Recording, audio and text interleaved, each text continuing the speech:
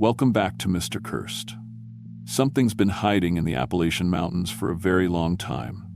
And today, I'm going to tell you 6 true horror stories that'll make your blood run cold. These aren't just campfire tales. These are real encounters from people who went too deep into those dark woods and found things that shouldn't exist. Before we start, hit subscribe and like this video. Share it with your brave friends and tell me where you're watching from in the comments. Now turn off your lights, because once you hear these stories, you'll never feel safe in the mountains again. Let's begin.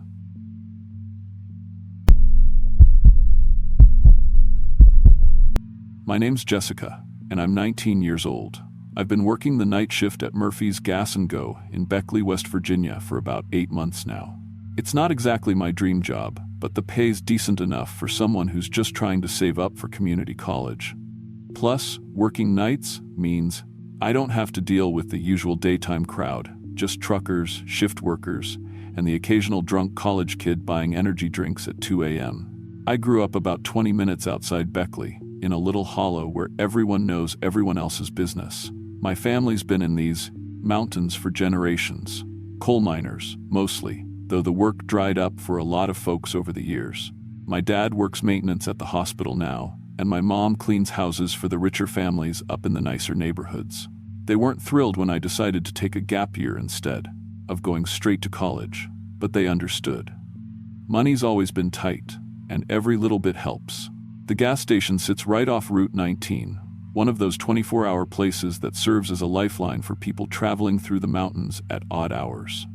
Murphy, the owner, is this gruff old guy who hired me because I showed up on time for the interview and could work a register without breaking it.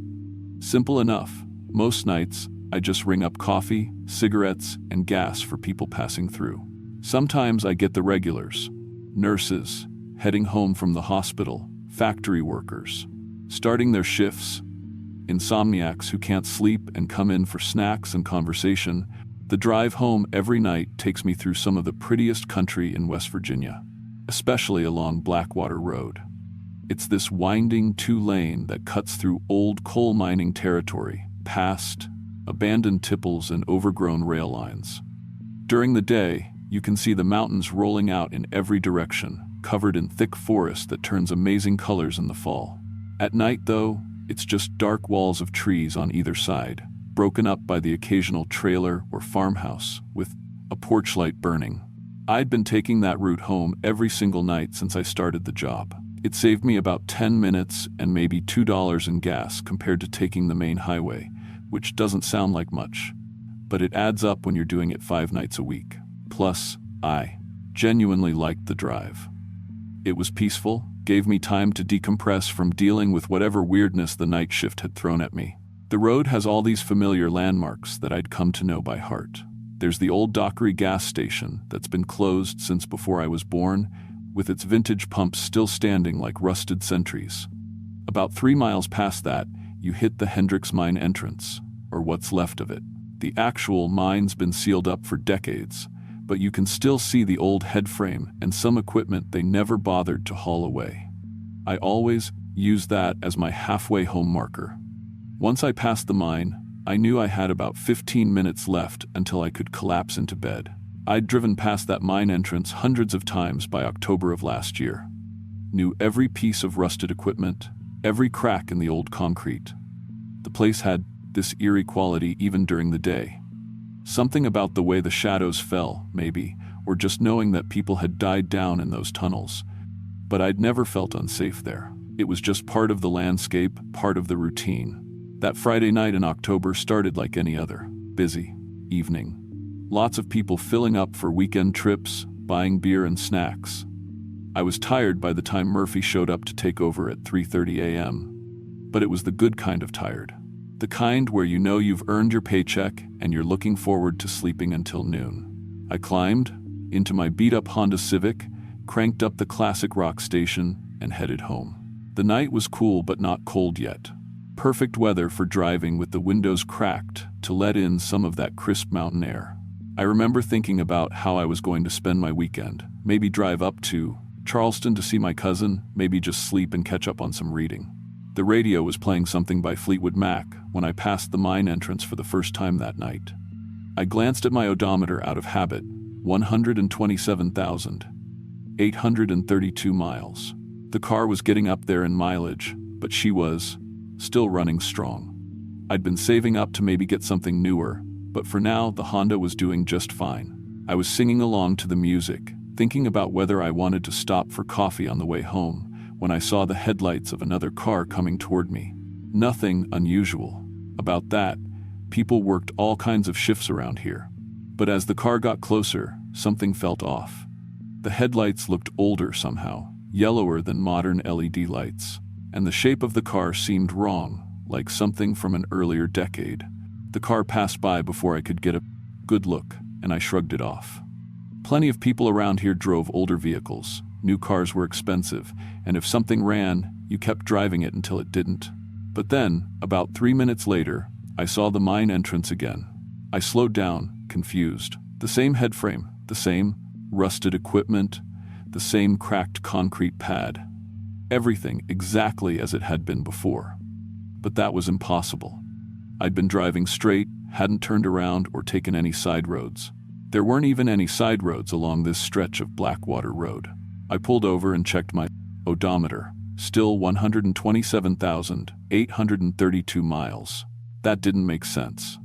I'd been driving for several minutes, had to have covered at least 2 or 3 miles, but the odometer hadn't moved at all. I tapped the dashboard, thinking maybe the display was frozen, but the numbers didn't change. My GPS showed that I was moving. The little blue dot on my phone was definitely tracking my progress along Blackwater Road. But somehow, the physical landmarks were repeating. The mine entrance that should have been behind me was ahead of me again. I sat there for a minute, trying to make sense of it. Maybe I'd been more tired than I thought, had somehow gotten turned around without realizing it. But I distinctly remembered passing the mine going in the same direction I always did, from west to east. I put the car back in drive and continued on, paying closer attention this time. The road curved and dipped exactly as I remembered it always doing.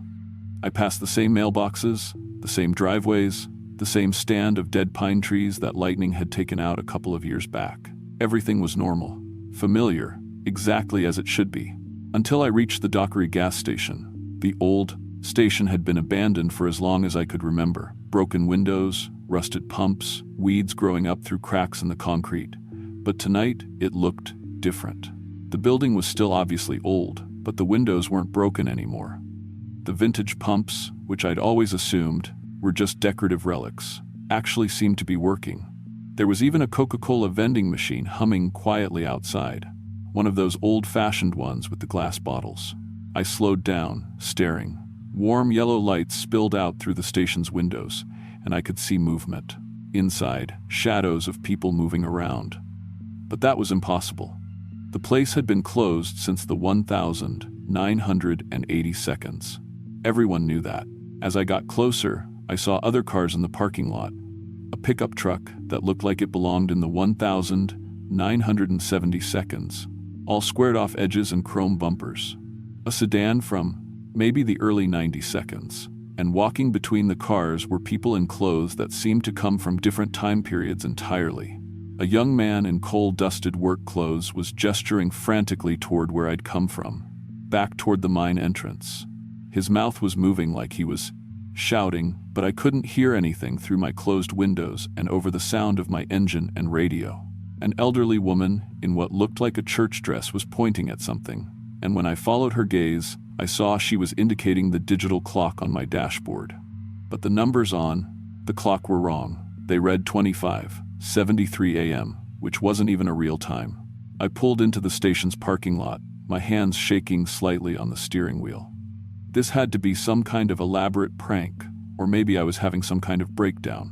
But as I got closer to the people, I could see their faces more clearly, and they all looked absolutely terrified. The young man in the work clothes ran toward my car, still gesturing frantically. He was young, maybe early 20s, with coal dust ground into his skin and clothes that looked like they came from decades past. He pressed his hands against my passenger side window, his mouth moving urgently, but I still couldn't hear what he was trying to tell me. Other people started approaching my car. The elderly woman, A middle-aged man in a suit that looked like it belonged in the 1990 seconds. A teenage girl wearing clothes that seemed more recent but still somehow out of place. They were all trying to communicate something, pointing back toward the mine, their faces showing a kind of desperate urgency. That's when it hit me. These people, they were all trapped here, just like I was starting to be. Caught in some kind of loop that centered around the mine entrance. Different decades, different time periods, but all of them stuck in this same impossible stretch of road. I rolled down my window and called out, "What's happening? How do I get out of here?" But they couldn't hear me any more than I could hear them. It was like we existed in different layers of the same place, able to see each other but not truly communicate. I put the car back in drive and pulled out of the parking lot, my heart racing now. Whatever was happening here, I needed to find a way to break out of it. I tried, driving in the opposite direction, back the way I'd come, but the road just led to the same landmarks in reverse order. The mine entrance appeared again, then the gas station, then the mine entrance again. I tried taking my foot off the gas and coasting to a stop, but the car kept moving at exactly the same speed. I tried turning off the engine, but it kept running. The radio kept playing, cycling through songs from different decades. First, a Fleetwood Mac song from the 70 seconds, then something by Nirvana from the 90 seconds, then a current pop song I'd heard earlier that week. The gas gauge was doing something impossible too. Instead of going down as I drove, it was actually increasing. I'd started the night with a quarter tank, but now it read nearly full. Time and distance and physics were all breaking down around me. That's when I saw my own car approaching from the opposite direction. It was definitely my Honda. Same dent in the front bumper from where I'd backed into a fence post last year, same coexist bumper sticker my friend had given me. But the version of me behind the wheel looked different. Younger somehow, wearing different clothes and driving with a kind of carefree confidence I hadn't felt in months. As our cars passed each other, the other me looked over, and our eyes met for just a second. She looked confused but not frightened yet, like she was just starting to notice that something was wrong but hadn't figured out what. I understood then that the loop was trapping multiple versions of people from different time periods. Not just different people, but different versions of the same people. I was seeing myself from earlier in the year, maybe even earlier in the night. How many times had I driven through here? How many versions of me were caught in this same impossible stretch of road? The other drivers I'd seen at the gas station started making more sense too. They were all people who'd been caught during vulnerable moments, tired from long shifts, distracted by personal problems, emotionally exhausted from life stress. Times when their defenses were down, when they weren't paying close enough attention to realize they'd slipped into something that shouldn't exist. I thought about my grandfather, who'd worked in these mines back in the 50 seconds and 60 seconds. He used to tell stories about the old days, about mine disasters and cave-ins and the men who died deep underground. He always said you had to respect the mountains and the people who'd worked them, that the earth remembered everything and everyone who'd been part of its history. There had been a disaster at the Hendrix mine in 1952. 23 men killed in a collapse that sealed off half the tunnels. Their bodies were never recovered, too dangerous to dig them out, so they just sealed the entrance and declared the mine closed forever. I'd read about it in the local paper's historical archives when I was doing a school project years ago. Maybe that disaster had created some kind of weak spot in reality, a place where time didn't flow the way it was supposed to. And maybe people like me, driving through exhausted and vulnerable, were susceptible to slipping into that temporal crack. I stopped the car at the Dugo mine entrance, despite every instinct screaming at me to keep moving. The other trap drivers had tried to warn me not to stop, their silent gestures frantic with concern. But I had an idea, something my grandfather had taught me about respecting the dead and honoring their sacrifice. I got out of the car and walked toward the sealed mine entrance. The air felt thick and heavy, charged with some kind of electromagnetic energy that made my skin tingle and my hair stand on end. I could feel presence here, not malevolent, exactly, but desperate. Lonely, forgotten. I remember you. I said aloud, my voice echoing strangely in the still night air. I honor your sacrifice. I started naming them, the 23 miners who died in the collapse. I'd memorized their names from the memorial plaque that stood outside the local Veterans Hall. James Harrison, Robert Mills, Thomas Kozlov, William Bradley. I recited every single name, speaking clearly into the darkness. As I spoke, I felt the strange energy in the air begin to shift. The overwhelming electromagnetic field that seemed to be holding everything in place started to weaken. The oppressive weight on my chest lifted gradually, and the air began to feel normal again. When I finished the last name, Samuel Rodriguez, age 19, just a year younger than I was now, I felt something like a collective sigh pass through the air around me. A sense of acknowledgement, maybe even gratitude. I walked back to my car and got in. The clock on my dashboard now read 3:47 a.m., a normal, possible time. The radio was playing a current song I recognized from earlier that week. I put the car in drive and pressed the gas pedal.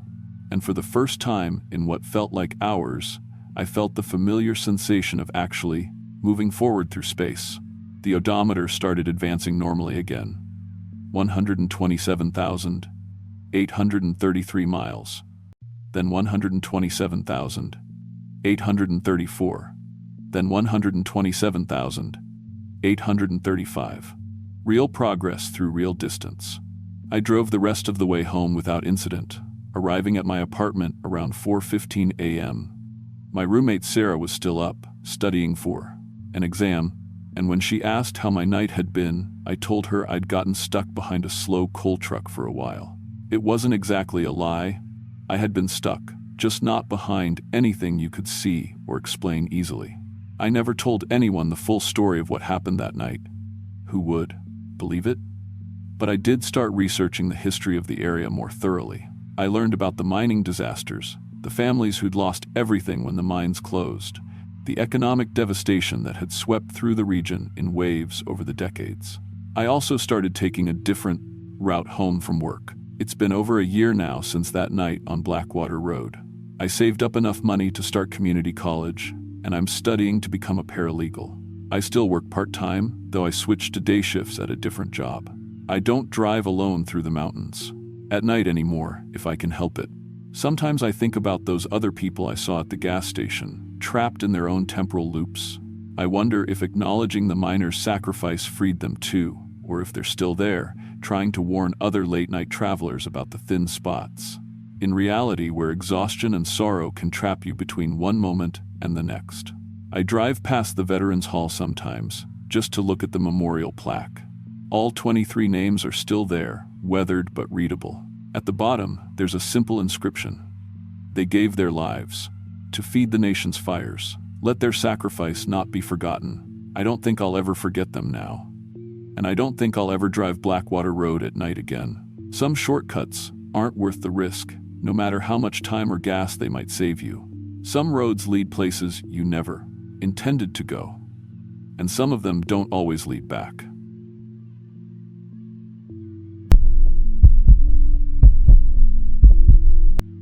I'm Marcus Thompson, and I've been working as an independent plumber for about 8 years now.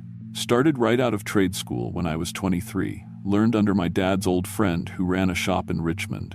Been all over Virginia fixing everything from busted pipes and century-old farmhouses to installing whole systems in new developments. I've crawled through more basements and attics than I care to count, dealt with everything from simple clogs to complete system failures that flooded entire houses. But what happened last spring up in Cedar Ridge changed how I think about my work and about a lot of other things too. It was early April when I got the call. I'd been having a slow month, just small residential jobs here and there. So when this community leader named Brother Samuel called about water pressure issues affecting their entire settlement, I was interested. He explained they were a small religious community up in the mountains of southwestern Virginia. About 200 people, living pretty much off the grid, said they'd been having mysterious problems with their water system and needed someone with experience in complex plumbing networks. The pay was good, really good, and he mentioned they'd put me up in their guest house for however long the job took. After the winter I'd had, dealing with my ex-wife's lawyer and trying to keep my business afloat, the idea of getting out of town for a while sounded perfect. I loaded up my truck with extra tools and headed southwest into the mountains. The drive took about 3 hours, winding through increasingly remote countryside. I'd grown up in Virginia, but I'd never been this far into the Appalachians. The road got narrower and narrower, climbing steadily through thick forests of oak and pine. I started wondering if I'd taken a wrong turn somewhere when I finally saw a small wooden sign that said, Cedar Ridge, Private Community. The settlement was nothing like what I'd expected. Instead of the rough cabins or trailers I'd imagined, I found myself looking at maybe 50 well-maintained homes scattered across a beautiful valley. They were simple but solid-looking houses, most with gardens already showing spring vegetables. Everything looked clean and prosperous, like something out of a magazine about sustainable living. Brother Samuel met me at what looked like the community center, a larger building at the heart of the settlement. He was probably in his 60s, with gray hair and the kind of calm presence you sometimes see in older religious folks. Wore simple clothes but carried himself like someone used to being listened to. He welcomed me like I was family, insisted on showing me around before we even talked about the plumbing problem. The place was impressive. They had workshops, a school, a medical clinic, even a small library. Everyone I met was incredibly friendly, offering to share their lunch or telling me about the crafts they made. Kids were running around, but they were polite and well-behaved in a way you don't see much anymore. The whole place had this peaceful, cooperative feeling that made you want to stay and be part of whatever they had going on. Samuel showed me to the guest house, which was, basically, a small cabin with everything I needed. Clean bed, little kitchenette, even hot water. He said dinner was at 6 in the community hall if I wanted to join them, but no pressure. Then we walked over to look at the water system. That's when things got interesting from a professional standpoint. Samuel explained that their system drew water from a natural spring about a quarter-mile up the mountain, then distributed it through an underground network to every building in the settlement. They'd installed it back in the late 60s when the community was founded, and it had worked fine for decades. But lately, he said, we've been having pressure issues. Some buildings get too much, others not enough. The spring seems fine, but something's not working right in the distribution system. He led me to a small building that housed the main controls. Inside, I found the most sophisticated residential water system I'd ever seen. It wasn't just pipes and pumps. There were pressure sensors, flow regulators, even computerized monitoring equipment that looked like it belonged in a municipal treatment plant. For a community that seemed to live simply, they, sure, had some advanced infrastructure. The readings on the monitors didn't make sense, though. According to the gauges, water was flowing uphill in several sections of the network. That's impossible unless you've got pumps, but I couldn't see any pumping stations on the system diagram. The pressure readings were all over the place too, some showing normal levels, others showing pressures that should have burst the pipes. Samuel must have noticed my confusion. The original installer was a master craftsman, he said. Very innovative approach to hydraulics. Maybe you'll understand it better once you see the whole system. We spent the rest of the afternoon walking the settlement while he showed me access points and explained how the water was distributed. The pipes were mostly buried, but every few hundred yards there were small concrete boxes with valves and connections. Inside, the weird thing was, the more I studied the layout, the less sense it made from an engineering perspective. Water was definitely flowing from buildings at higher elevations to ones lower down, which violated every principle of gravity-fed systems I'd ever learned. But somehow had been working for almost 40 years. I'd never seen anything like it. By dinner time, I was genuinely curious to understand how they'd pulled this off. The meal was in the community hall, and it felt like a big family gathering. Maybe 60 people showed up, all ages, and the food was incredible, all grown and prepared right there in the settlement. Fresh bread, vegetables, meat from animals they raised themselves. What struck me most was how smoothly everything operated. People moved around the dining hall like they'd done this 1,000 times, but more than that, they seemed to anticipate each other's needs. Someone would get up to refill the water pitchers just as they were running low. Conversations flowed naturally from table to table. Kids helped clear dishes without being asked. I sat with Samuel and a few other community leaders. There was Sister Martha, who ran the school, and Brother David, who managed their workshops. They were all curious about my background, my family, what had brought me to plumbing as a profession. but they were also genuinely interested in my opinions about their water system. "We've always been self-sufficient here," Martha explained. "When something needs fixing, we prefer to understand it ourselves rather than just calling in strangers. But this system is beyond our expertise. The original plumber who installed it," David added, "he ended up staying with us, became part of the Bree community. We learned a lot from him before he passed. After dinner, several families invited me to their homes for coffee or to see their workshops. I ended up spending the evening with a family that made furniture, watching the father teach his teenage son how to join wood without nails or screws. They worked together with this quiet efficiency that reminded me of the way my own dad had taught me about pipes and fittings. Walking back to the guest house around 10, I felt more relaxed than I had in months. The settlement was completely quiet except for crickets and the distant sound of water flowing somewhere in the darkness. The air was clean and cool, and you could actually see stars without light pollution washing them out. I slept better that night than I had since my divorce was finalized. The next morning, I started my real investigation of the water system. Samuel had given me detailed maps and access codes for all the control boxes, plus permission to dig wherever I needed to trace the pipe runs. I began at the spring itself, hiking up a well-maintained trail through the woods. The spring was unlike anything I'd seen before. It bubbled up from a post-rock formation in a natural bowl, creating a pool about 10 feet across. The water was crystal clear, but it had this faint blue-green tint that made it almost glow in the morning light. When I tested the temperature, it read exactly 72 degrees, which seemed warm for a mountain spring in early April. The intake system was simple enough, a screened pipe that drew water from the deepest part of the pool, connected to the main line that ran down to the settlement. But when I tested the flow rate and pressure, the numbers didn't add up. According to my gauges, water was leaving the spring at a much higher pressure than the elevation difference could account for. I followed the main line down the mountain, checking connections and testing pressures every few hundred yards. The pipe ran straight and true, buried about 3 feet down in a trench that had been carefully excavated and backfilled. Good professional work. But the pressure readings got stranger the farther I went. By the time I reached the first distribution point, the pressure was actually higher than it had been at the spring. That's impossible in a gravity-fed system. Water can't flow uphill, gain pressure without external energy being added somewhere. I spent the whole day mapping the actual flow patterns versus what the blueprints showed. By evening, I had to admit I was stumped. The system worked, the residents had good water pressure in their homes, but it violated basic laws of physics in about 6 different ways. At dinner that night, I mentioned my confusion to Samuel and the others. "The water here has always been special," Martha said with a smile. "When the founders first arrived, they knew immediately that this was where they were meant to build their community. The spring called to them." "Called to them?" I asked. "Spiritually speaking," Samuel explained.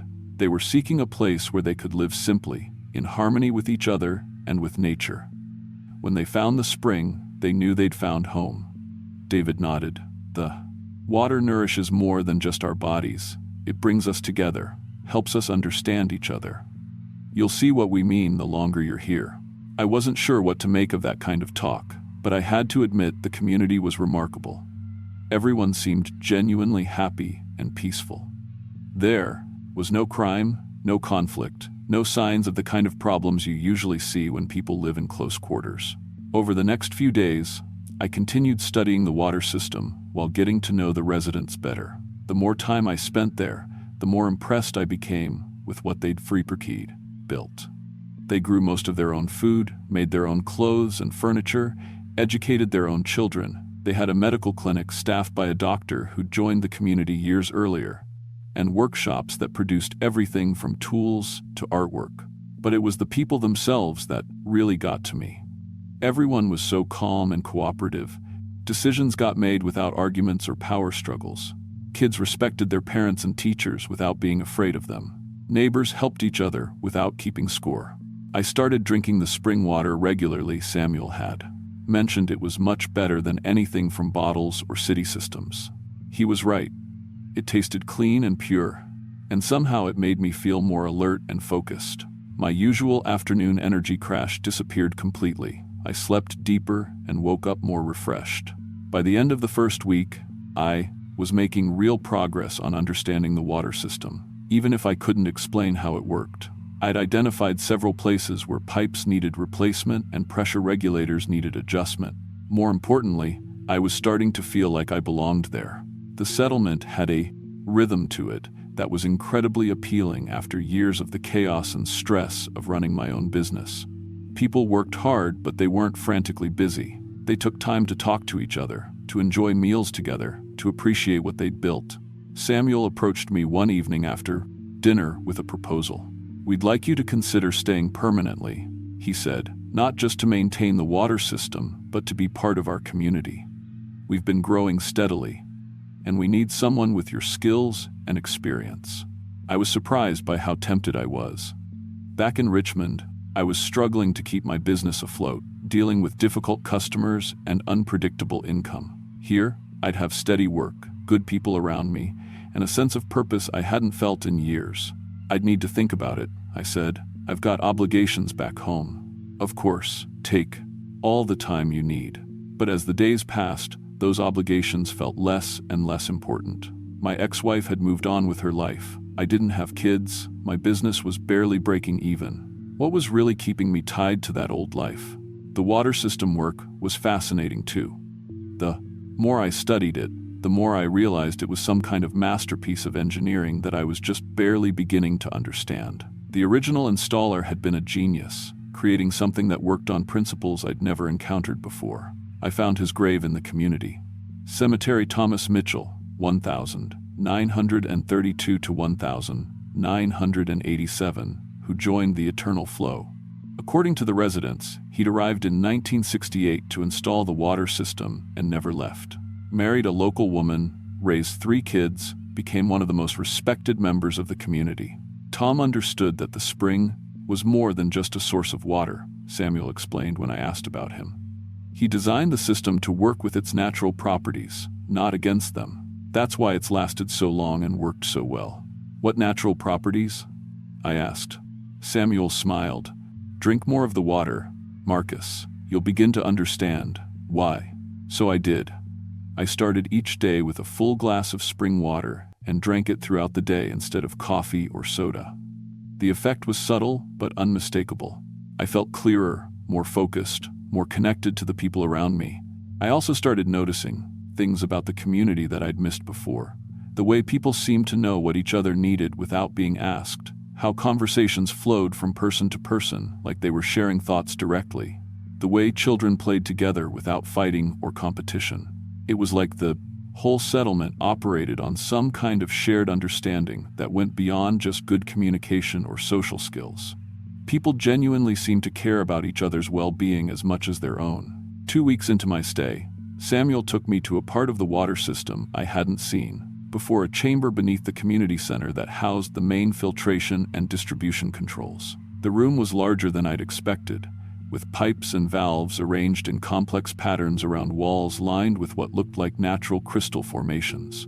"This is the heart of the system," he said. Tom designed it to work with the mineral content of the spring water. The crystals were beautiful, pale, blue-green stones that seemed to pulse with a faint inner light. When I touched one, I could feel a subtle vibration, like a very low electrical current. The water pipes ran directly through or around many of the formations, and I realized the whole chamber was designed to process the water in some way I didn't understand. "What do they do?" I asked. "They amplify the natural properties of the spring water, help it create the connections between us that make our community possible." I was starting to think Samuel and the others believed the water had some kind of supernatural properties. But looking around the chamber, feeling the subtle energy coming from the crystals, I wasn't so sure they were wrong. That night, I called my business partner, back in Richmond, to check on things. The conversation felt strange and distant. He was telling me about jobs we'd lost, customers who were angry about delays, bills that were overdue. All of it seemed so petty and stressful compared to life in Cedar Ridge. "When are you coming back?" he asked. "I'm not sure," I said. "This job is more complex than I thought." But that wasn't really true. I was starting to think I might not go back at all. Over the following days, I found myself thinking less and less about my old life. The The problems that had seemed so urgent just weeks before felt distant and unimportant. My business, my apartment in Richmond, even my family relationships, none of it had the immediacy and meaning of what I was experiencing in Cedar Ridge. The water was part of it, I was sure now. The more I drank, the more connected I felt to the community. Not in some mystical way, but in a very practical sense. I could anticipate what people needed from me, and they seemed to understand what I needed from them. Conversations became easier. Work became more satisfying. Even simple tasks felt purposeful. 3 weeks in, Samuel made his offer official. The community would provide me with a house, a workshop, and everything I needed to live comfortably if I stayed and maintained their water system. They'd also help me expand it. As the community grew, they were planning to add housing for another 100 residents over the next few years. Other two professionals have joined us over the years, he explained. Doctors, teachers, engineers. People who came here for work and realized they'd found something more valuable than a job. I thought about Tom Mitchell, the original plumber who designed this amazing system and then spent the rest of his life as part of the community. Had he felt the same pull I was feeling? The same sense that he'd found where he was meant to be? That evening, I made my decision. I called my business partner and told him to sell my share of the company. I called my landlord and gave notice on my apartment. I contacted my family to let them know I was staying in Cedar Ridge permanently. The conversations were difficult. Everyone thought I was making a mistake, throwing away my life for some religious cult in the mountains. But their concerns felt abstract and irrelevant. I knew what I was doing was right. The community held a celebration for me the night I officially joined. It was like a baptism, but instead of being dunked in a river, I knelt beside the spring itself and drank directly from the source, while Samuel said words about joining the eternal flow. The water tasted different, that time sweeter, more alive. I could feel it spreading through my body, connecting me to every other person in the community in a way that was deeper than words or thoughts. For the first time in my adult life, I felt completely at peace. That was 8 years ago.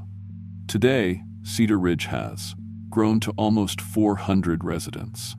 I've overseen the installation of water systems in 3 neighboring settlements that follow our model. My workshop produces the specialized components needed to work with spring water's unique properties. People ask me sometimes if I miss my old life. I honestly can't remember why I ever thought it was worth preserving.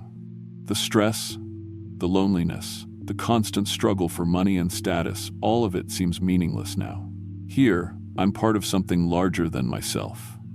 The water connects us all in ways that outsiders can't understand. We share our joys and sorrows, our work and rest, our very thoughts and dreams. There's no conflict because there's no separation between us. Sometimes, new people arrive, professionals like I was, called here to solve some problem with our systems.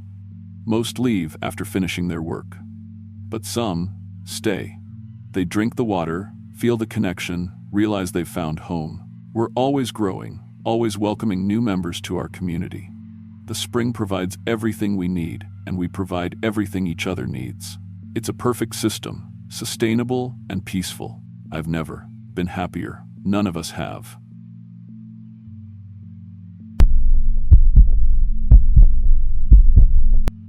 My name's Mike, and I'm 28 now, working third shift at a packaging plant outside Louisville.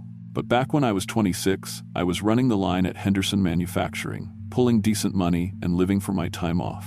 Me and my 3 best friends from high school, Brad, Chris, and Danny, we'd been hunting together every November for 8 years straight. It was our thing, you know? The 1 week each year where we could get away from our jobs, our girlfriends, all the bullshit, and just be out in the woods like we used to when we were kids. We all grew up in eastern Kentucky, in families where hunting wasn't just a hobby, it was how you put meat on the table. My granddad taught me to shoot when I was 7, and by the time I was 12, I could track a deer through thick brush and drop it clean with a bow at 40 yards.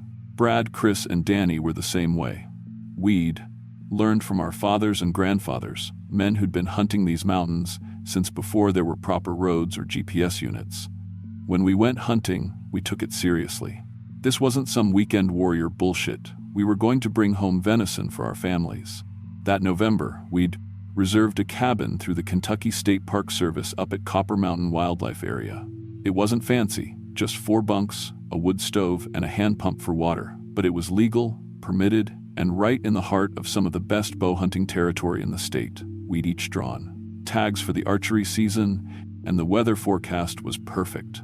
Cold nights, clear days, with that crisp November air that gets the deer moving during rutting season. The drive up took about 3 hours from where we all lived, winding through narrow mountain roads that got progressively more remote as we climbed elevation. Cell service cut out completely, about 20 miles from the cabin, but that was normal for this part of Kentucky. The mountains are old here, older than the Rockies, and they swallow up radio signals like they're nothing. Brad worked the night shift loading trucks at a warehouse, so he was used to weird hours. Chris had been doing farm work since he graduated, hay, tobacco, cattle, whatever needed doing, and he was tough as nails. Danny drove long haul for a freight company, knew how to handle himself in strange places. And me, I'd been working factory jobs since I was 18, knew how to keep my head when things got stressful. We weren't soft city guys playing at being outdoorsmen. We knew what we were doing. The cabin sat in a small clearing about 2 miles off the main forest road, accessible only by a dirt track that required 4-wheel drive. The nearest neighbor was probably 15 miles away, and the nearest town was Hazard, population maybe 5,000 on a good day. This was genuine backcountry, the kind of place where you could walk for hours and never see another human being. We arrived on a Sunday afternoon in mid-November. The trees were mostly bare by then, which was good for bow hunting. You need clear sight lines when you're limited to 30-yard shots. The ground was covered in a thick carpet of brown and orange leaves that crunched under our boots as we unloaded our gear. The air smelled like wood smoke and damp earth, with that particular metallic scent you get in the mountains when winter's coming. Our first order of business was always scouting. We'd spent money on this trip, gas, permits, cabin rental, time off work, and we wanted to make sure we found the deer before we started hunting. Monday morning, we split up to cover more ground, each taking a different ridge to look for sign. Deer trails, rubs on trees where bucks had scraped their antlers, scrapes in the dirt where they'd marked territory during the rut. I found good sign about half a mile east of the cabin. Fresh tracks in the mud near a creek, several rubs on young maples that looked maybe a day old. Chris came back with news of a well-used trail that crossed a saddle between 2 ridges about a mile north. Danny had found what looked like a bedding area in a stand of pine trees, with flattened grass and fresh droppings. Brad reported deer movement in a hollow to the west, where white oaks were dropping acorns. Tuesday morning, we set up our tree stands in different locations and settled in for the real hunting. By noon, both Danny and Chris had scored. Danny dropped a nice 8-point buck at about 25 yards, and Chris took a smaller buck, but still a clean shot through both lungs. We spent Tuesday afternoon field dressing the deer and getting them hung up to cool in the shade behind the cabin. That evening, we were feeling pretty good about ourselves. 2 deer down on the first real day of hunting, both clean kills, both good eating. We were sitting around the wood stove, drinking beer and talking about where to hunt Wednesday when we heard a vehicle coming up the dirt road. It was a Kentucky Fish and Wildlife truck, and the ranger who got out was a guy, maybe in his 50s, with graying hair and the kind of weathered face you get from spending 20 years outdoors in all kinds of weather. His name tag said Patterson, and he seemed friendly enough. But there was something in his eyes that made me pay attention. "Evening, boys," he said. "They're looking over our hung deer and our equipment. Looks like you're having some success." "Yes, sir," Chris said. "Both legal, both tagged, both taken during legal hunting hours." Patterson nodded, checking our licenses and tags. Everything was in order. But instead of leaving after the check, he hung around, looking uncomfortable. "You boys planning on hunting up on the ridge tomorrow?" he asked, jerking his thumb toward the higher elevations to the east. "We were thinking about it," Brad said. "Why?" Patterson was quiet for a moment, like he was deciding how much to say. Finally, "Well, it's good hunting up there, real good, but you need to be careful. Stay together, keep your radios on, and if something doesn't feel right, trust your instincts and get out." "What kind of something?" Danny asked. "Just unusual wildlife behavior. We've had some experienced hunters report things that don't quite add up." And last year, we had 3 hunters go missing up on Copper Mountain Ridge. Never found them. Officially, we think they fell into old mine shafts. There's a lot of abandoned coal mining up there from the 1922nd and 32nd. But unofficially? I asked. Patterson looked at me for a long moment. Unofficially, I've been working these mountains for 23 years, and I've never seen experienced hunters just disappear like that. These weren't weekend warriors. They knew what they were doing, and they knew these mountains. He gave us his card and told us to check in with him by radio every few hours if we decided to hunt the ridge. After he left, we sat around the fire for another hour, talking about what he'd said. Old mines, Chris said. That makes sense. You step through rotted boards over a 100-foot shaft, you're gone. Yeah, but why didn't they find the bodies? Brad asked. You fall down a mine shaft, there's going to be evidence. Maybe they did fall, and animals got to them, Danny suggested. I didn't say anything, but something about Patterson's manner had bothered me. He wasn't just giving us a standard safety warning. He was genuinely worried about something specific, and whatever it was, it had him spooked enough that he'd driven up here after dark to warn us. Wednesday morning, we decided to hunt the ridge anyway. We'd been planning this trip for months, we had limited time off, work, and we weren't going to let some vague warnings keep us from the best hunting territory in the area. But we took precautions.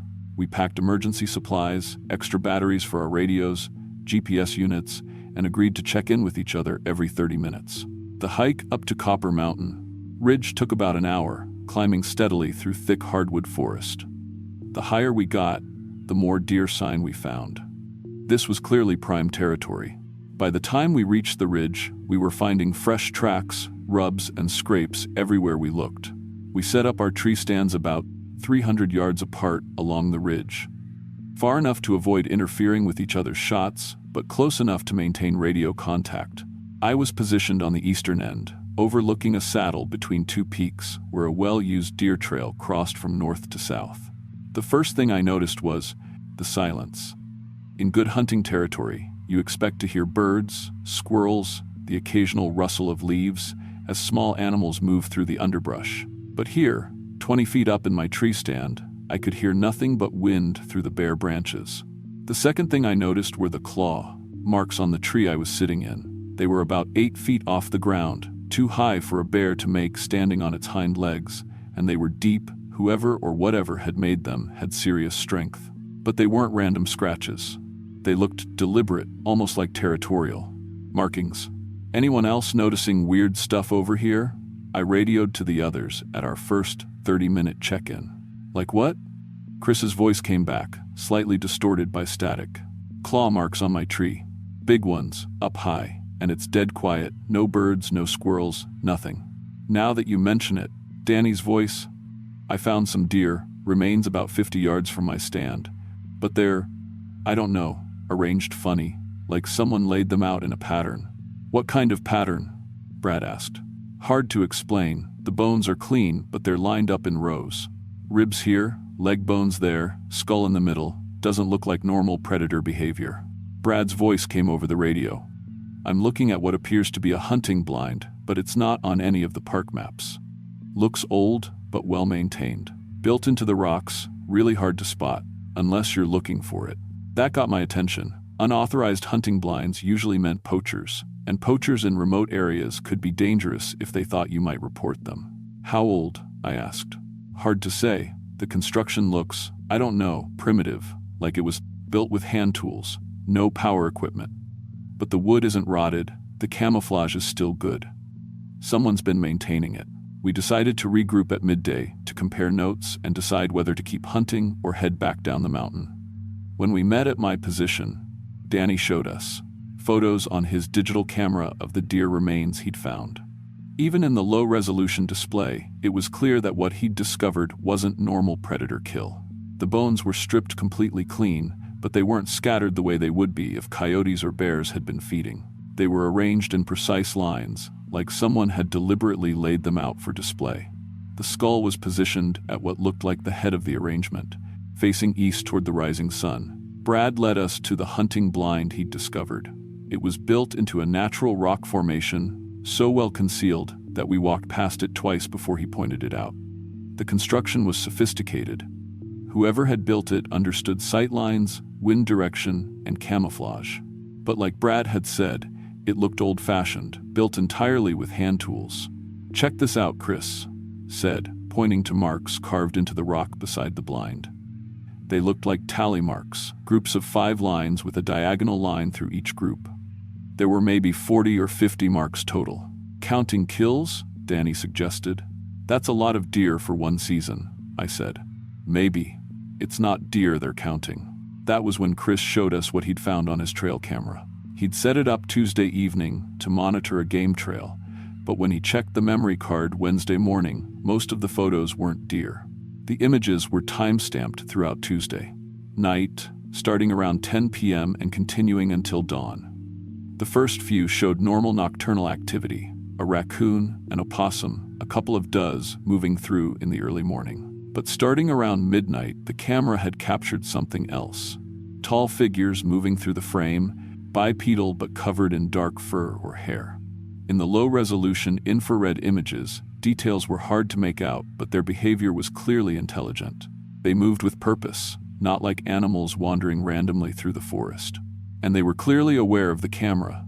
In several shots, they appeared to be examining it, testing the motion sensor, figuring out how it worked.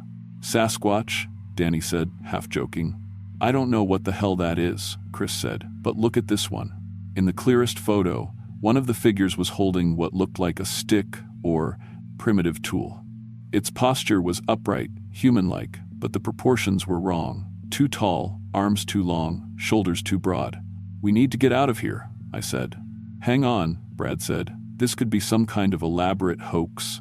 Maybe local guys trying to scare hunters away from their favorite spots." "With what? Movie-quality costumes?" Chris said. "Look at these images. The movement looks natural, not like guys in suits." We spent another hour debating what to do. The logical part of my brain agreed with Brad. The photos could be faked, the bone arrangement could be someone's idea of a prank, the hunting blind could belong to local poachers who wanted to scare off competition. But my gut was telling me something different. The silence in the forest, the claw marks on my tree, the way Patterson had acted the night before, it all added up to something genuinely wrong. In the end, we decided to hunt together for the rest of the day instead of splitting up. We moved our tree stands closer together and maintained constant radio contact. But as the afternoon wore on, it became clear that we weren't the only hunters on Copper Mountain Ridge. Around 2 p.m., I started noticing movement in my peripheral vision. Shadows that seemed to move independently of the wind, shapes that disappeared when I tried to focus on them. At first, I thought it was just my nerves, but when I mentioned it on the radio, the others confirmed they were seeing similar things. "Whatever's out there, it's keeping pace with us," Danny said. "Every time I move to a new position, I see movement about 100 yards away, moving parallel." "Same here," Brad confirmed. "It's like we're being tracked." "By what?" "I don't know, but it's coordinated. This isn't random animal behavior." Around 3 p.m., Brad's radio went dead. We tried raising him for 10 minutes with no response. Then Chris and Danny hiked over to his last known position, while I stayed put to coordinate from my higher vantage point. They found his bow and backpack at the base of his tree stand, but no Brad. There was blood on the leaves. Not a lot, but enough to suggest injury. The trail led east toward a steep rock face, but it wasn't a normal human trail. The spacing between footprints was wrong, too long for someone Brad's height. And there were other prints alongside his. Bare feet, but larger than human feet, with what looked like claws. "Mike, you need to see this." Chris's voice was tight with fear. Following the trail, they'd found Brad's body displayed on a narrow ledge about 20 feet up the rock face. I won't go into details about his condition, but it was clear that whatever had killed him had done it deliberately. As a warning, the wounds were precise, targeting vital organs while leaving his hunting equipment undamaged. We got off the mountain as fast as we could, abandoning our gear and using our GPS units to navigate in the dark. But we could hear them following us. Multiple individuals moving through the forest parallel to our route, occasionally calling to each other in voices that weren't quite human. At one point, when we stopped to rest, Chris tried making noise to see if we could establish communication. The response was laughter. Not human laughter, but something that mimicked it, mocking and intelligent. We didn't stop again until we reached the cabin, and we didn't stay there long. We threw our essential gear in the truck and drove straight to the ranger station. Arriving around midnight, Patterson was there, like he'd been expecting us. "Where's your fourth man?" was the first thing he said. We told him everything: the photos, the bone arrangements, the hunting blind, Brad's death. He listened without interruption, taking notes and asking for copies of Chris's trail camera images. "I'll organize a search and recovery team for First Light," he said, "but I want you boys to go home now, and I want you to stay away from Copper Mountain. Permanently." "What the hell is up there?" Danny asked. Patterson was quiet for a long time. Finally, "Something that's been hunting humans a lot longer than humans have been hunting deer, and it's learned our methods well enough to turn them against us." The search team recovered Brad's body the next morning, but they never found Chris and Danny. The official report stated that they were presumed to have fallen into abandoned mine shafts while attempting to recover their friend's body. But I know better. I was there when Chris and Danny left the ranger station. I was there when they said they were going back up the mountain to get Brad and bring him home. I was also there when Patterson closed Copper Mountain Ridge to hunting permanently, citing unstable geological conditions and public safety concerns. That was 2 years ago. I still work third shift at the packaging plant, still live in Kentucky, still hunt every November. But I hunt different mountains now, and I never hunt alone. Sometimes, when I'm sitting in a tree stand in the early morning darkness, I remember the sound of that laughter echoing through the forest on Copper Mountain, and I remember Patterson's words about something that had been hunting humans longer than we'd been hunting deer. I think about Brad, Chris, and Danny every hunting season. I think about the tally marks carved into the rock beside that primitive hunting blind, and I wonder how many groups like ours had made the same mistake over the years. Most of all, I think about those photos on Chris's camera, the intelligence in their movement, the deliberate way they studied our equipment, the coordinated way they hunted us. Whatever lives on Copper Mountain Ridge, it's learned to hunt human hunters. And it's very, very good at it.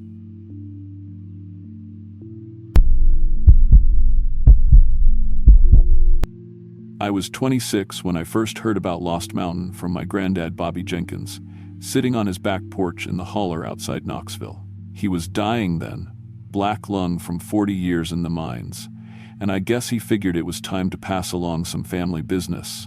I wasn't ready to hear.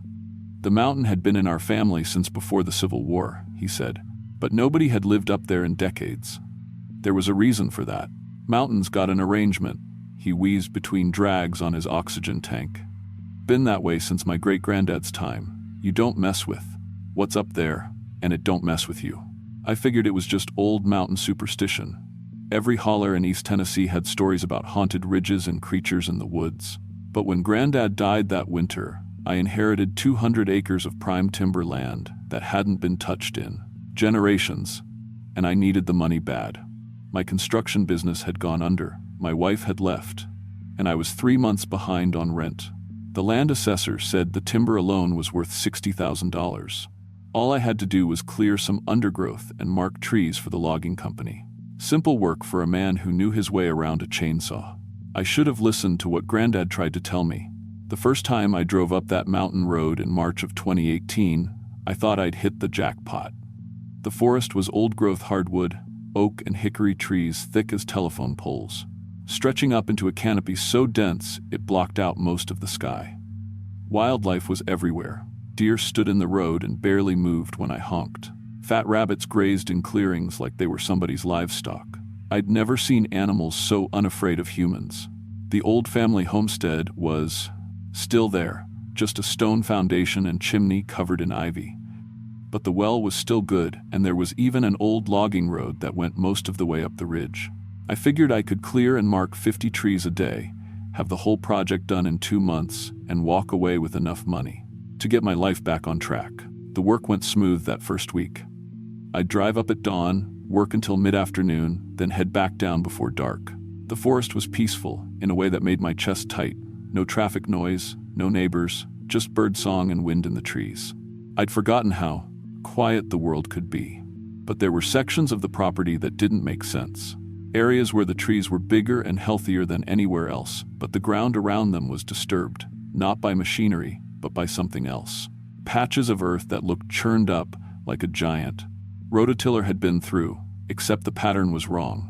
Too organic, too random, and there were boundary markers I didn't remember from the property survey. Old stones stacked into cairns with animal skulls balanced on top, and strips of faded red cloth tied to trees in lines that seemed to divide the property into sections. When I asked at the county office, nobody knew what they were for. The land had been in my family so long that the original survey markers were lost. During the second week, I started finding the bones. Not scattered like you'd expect from natural predation, but piled. Stacked neat and clean in clearings throughout those restricted areas, sorted by type like inventory in some macabre warehouse. Deer skulls in one pile, leg bones in another, ribs arranged like cordwood, hundreds of animals represented, all stripped so clean they looked like museum specimens. But the fresh ones were what made my skin crawl. Bones still damp with marrow, dropped on top of piles that had clearly been there for years. Something was actively maintaining these sites, adding to them regular as clockwork. I started carrying my grandfather's 30-06 after that. The sounds began that same week. At first, just rhythmic crunching from the direction of the bone piles, like someone cracking nuts with a hammer. I told myself it was bears or wild pigs. But bears don't work with that kind of precision. The sounds came in patterns. 3 quick cracks, pause. 5 quick cracks, pause, like signals.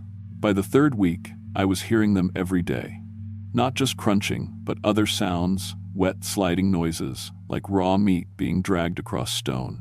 Click, click, clicking that sounded almost like Morse code. And underneath it all, a low humming that seemed to come from the ground itself, vibrating up through my boots when I got too close to the bone piles. I should have left then, should have called the logging company and told them to forget the whole deal.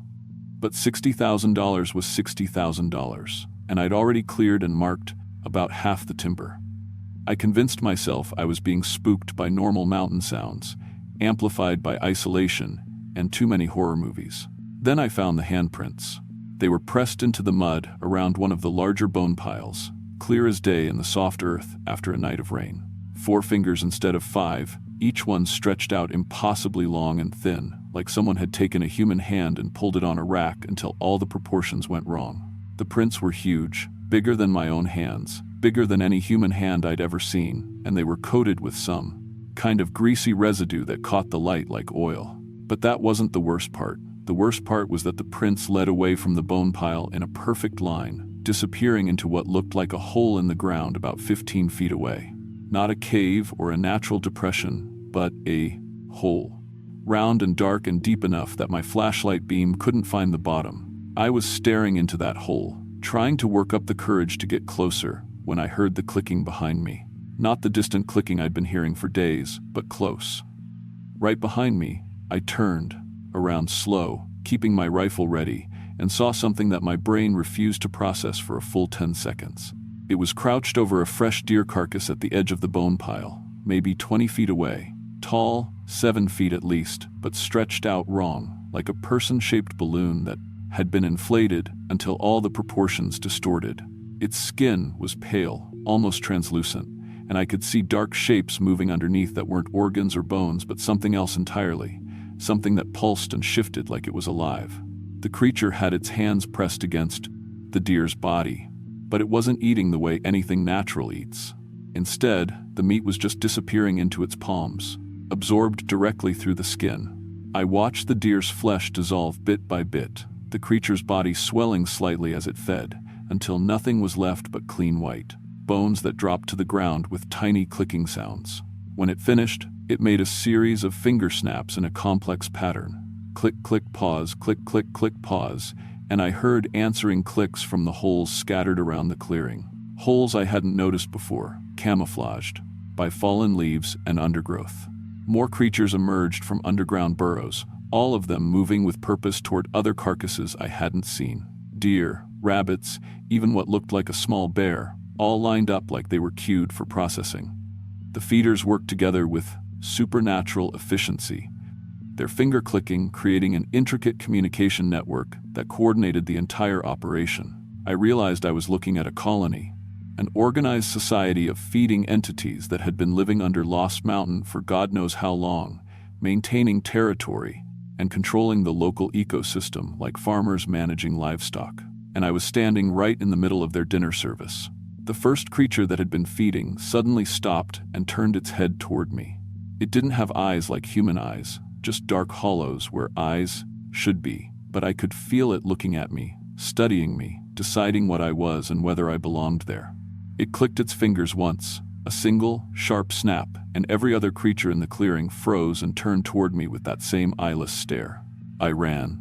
Not the smart, careful retreat I should have made, but blind panic running, crashing through brush and jumping over fallen logs, my rifle forgotten somewhere behind me. Tree branches tore at my clothes and face as I fought my way back toward the logging road, the clicking sounds following me but never getting closer, like the feeders had decided I wasn't worth the energy to pursue. When I reached my truck, I was shaking so hard I could barely get the keys in the ignition. I drove down that mountain road faster than was safe, my mind reeling with what I'd seen. That night, I called my Uncle Ray, Granddad's younger brother who'd stayed in the holler after everyone else moved to town. Ray was 73 and sharp as a tack, and if anyone knew the real story about Lost Mountain, it would be him. "You've been up to the feeding grounds," he said when I described what I'd seen. It wasn't a question. The what? Feeding grounds. That's what Granddad called them, places where the mountain things do their business. Ray was quiet for a long time, and I could hear him lighting his pipe. "Bobby tried to tell you before he died, didn't he? About the arrangement? He said something about not messing with what's up there. That's putting it mild." Ray took a long draw on his pipe. "Our people made a deal with those things back in 1847, when your great-great-great-granddad was trying to homestead that ridge. Family's been honoring it ever since." "What kind of deal?" "Survival," Ray said simply. "Mountain was already occupied when our folks got there. Things that had been feeding on that ridge since before the Cherokee ever set foot in Tennessee. Your ancestor was smart enough to realize he couldn't fight them, so he negotiated." Ray explained the arrangement in the same matter-of-fact tone he'd used to describe crop rotation or livestock management. The feeders controlled certain sections of the mountain, the areas marked with red cloth and stone cairns, and the family controlled the rest. In exchange for territorial respect, the feeders eliminated dangerous wildlife, controlled the deer population, and kept other threats away from the homestead. "What kind of threats?" "Bears, mostly, wildcats, poisonous snakes, things that could kill settlers." Ray paused. "And people, strangers who might cause trouble. Thieves, claim, jumpers, revenuers. Feeders don't much care what kind of meat they process." The family's part of the arrangement was simple: provide livestock when requested, keep hunters and hikers away from feeding territories, and never ever interfere with the feeders' activities. "What happens if someone breaks the deal?" "Folks disappear," Ray said. "Clean bones turn up in the feeding grounds a few days later." I asked Ray why nobody had ever told me about this before, why it wasn't common knowledge in the family. "Because most folks can't handle it," he said. "Bobby's daddy tried to break the arrangement back in the 52nds. Thought he was smarter than his ancestors, tried to have the feeders driven off by bringing in exterminators and wildlife control. Lost 3 family members before he came to his senses. Bobby never forgot that. So what am I supposed to do now?" "I've already disturbed their territory." "Depends. Did they hurt you?" I realized they hadn't.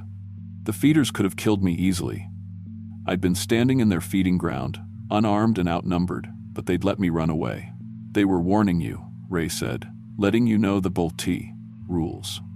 Now you got to decide whether you're going to honor the arrangement or not." "What if I just sell the land?" "Feeders don't recognize property sales," Ray said. "Far as they're concerned, the arrangement is with the Jenkins bloodline. It don't end until the bloodline ends." Over the next few days, I researched everything I could about Lost Mountain and our family history. What I found in old county records and family documents made my blood run cold. The Jenkins family had indeed prospered for generations, even during the worst economic times. Our homestead had never suffered a crop failure, lost livestock to predators, or had family members killed by wildlife. Statistical impossibilities for a mountain farming family in the 1800s and early 1900s. But there were also records of family members who disappeared without a trace. Always the ones who'd tried to break tradition, sell parts of the mountain, or bring outsiders onto the property. Their names were recorded in death certificates, but their bodies were never found. I also found my great-grandfather's journal, hidden in a trunk in Ray's attic. The entries from 1923 described the arrangement in chilling detail. Asterisk. Took old Bessie up to the north, feeding ground today. Tied her to the oak tree like always, and left water. Heard the feeding sound start before I was halfway down the mountain. Mountain folk don't like to be kept waiting. Asterisk. Asterisk. Tommy Morrison came around asking about hunting rights again. Told him property was off limits, but he wouldn't listen. Found his bones in the south, feeding ground 3 days later. Feeders left his rifle and boots stacked neat beside the pile, clean as a whistle. Message received. Asterisk. Asterisk. Arrangement keeps this family safe. Costs us maybe 2 head of cattle a year and some privacy, but we ain't lost a family member to accident or predator in 3 generations. Some prices are worth paying. Asterisk. The journal made it clear that the arrangement wasn't just about feeding creatures.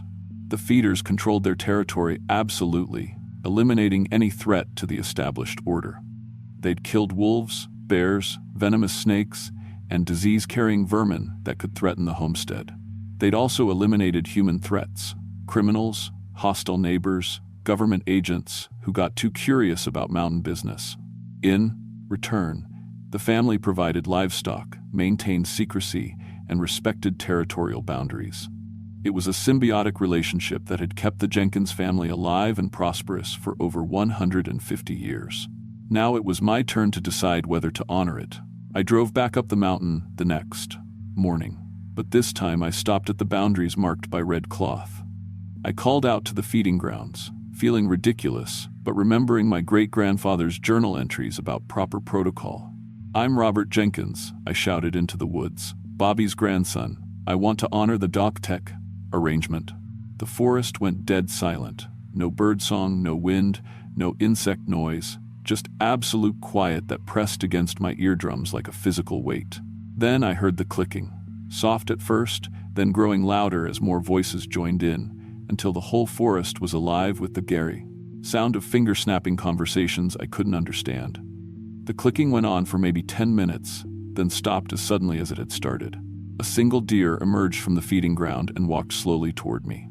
It was the biggest, healthiest deer I'd ever seen, probably 200 pounds, with a rack that would make any hunter weep with envy. The animal walked right up to me, close enough to touch, and stood there, looking at me with intelligent eyes that seemed far too aware. Then it turned and walked back into the feeding ground, stopping once to look over its shoulder, like it wanted me to follow. I understood. The feeders were showing me the local wildlife they controlled, demonstrating their ability to manage the ecosystem. The deer weren't wild animals anymore. They were livestock, bred and maintained by entities that had been perfecting predator-prey relationships since before recorded history. I also understood that the arrangement would continue whether I wanted it to or not. The feeders had been on Lost Mountain for centuries before my family arrived, and they'd be there for centuries after we were gone. The only question was whether the Jenkins family would continue to benefit from their protection or become just another food source. That weekend, I drove to a livestock auction in Sevierville and bought 2 young steers, good quality beef cattle that cost me most of my remaining savings. I loaded them into a borrowed trailer and drove them up the mountain to the main feeding ground. The steers went docile as soon as we crossed into feeder territory, standing calm and patient while I tied them to trees near the bone pile. I left water and hay, then drove back down the mountain without looking back. The feeding sound started before I was halfway home. The next morning, I found clean bones stacked neatly in the feeding ground, along with the ropes and empty water buckets. The feeders had left everything organized and tidy, ready for the next delivery. I also found something else, a deer carcass, freshly killed and dressed, hanging from a tree near the property line. Payment. The feeders were providing meat in exchange for the livestock I delivered, just like my ancestors had described. Over the following weeks, I finished marking trees in the areas the feeders allowed me to work. The logging company came and went, paying me $52,000 for timber rights that didn't include the feeding territories. I told them those areas had unstable soil and weren't safe for heavy equipment. Since then, I've maintained the arrangement exactly as my family did for 5 generations before me. Twice a year, I deliver livestock to the feeding grounds, usually cattle or pigs bought from local auctions.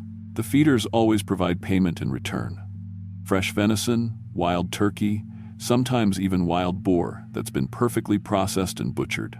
I've also taken over protecting the Bath Mountain from outside interference. Hikers, hunters, and thrill seekers who ignore posted signs and try to explore feeding territories simply disappear. Their bones show up in the feeding grounds a few days later, clean and white, and added to piles that have been growing for over a century. The arrangement works because both sides honor it. The feeders get reliable access to fresh meat without having to compete with human hunters for wild game. My family gets protection from natural threats and economic stability in a region where both are rare commodities. I've learned to live with the knowledge that I'm essentially a livestock broker for entities that shouldn't exist. It's easier than you'd think once you accept that the normal rules don't apply on Lost Mountain.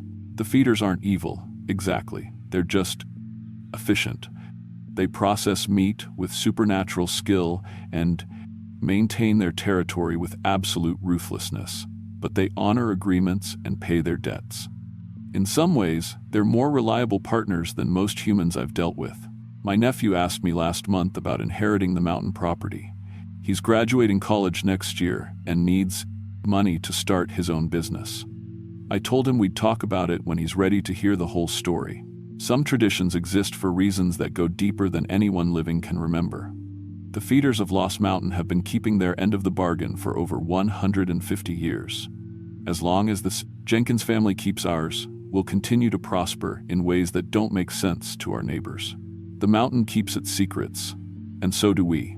That's how it's always been, and that's how it's going to stay. But sometimes, late at night when the wind is just right, I can still hear the clicking from up on the ridge. The sound of ancient entities communicating in a language older than human speech, maintaining territories that existed before our ancestors ever dreamed of crossing the ocean. And sometimes, just sometimes, I hear answering clicks from other mountains across the valley. Lost Mountain isn't the only place where arrangements have been made. There are other feeding grounds, other families who learn to coexist with things that don't belong in any normal world. The Appalachians are old mountains, worn down by time and weather until they're full of hidden places where ancient things still live. Most people drive through these hills and see nothing but trees and rocks, but if you know how to look, if you know what signs to watch for, you realize we're not alone out here. We never have been.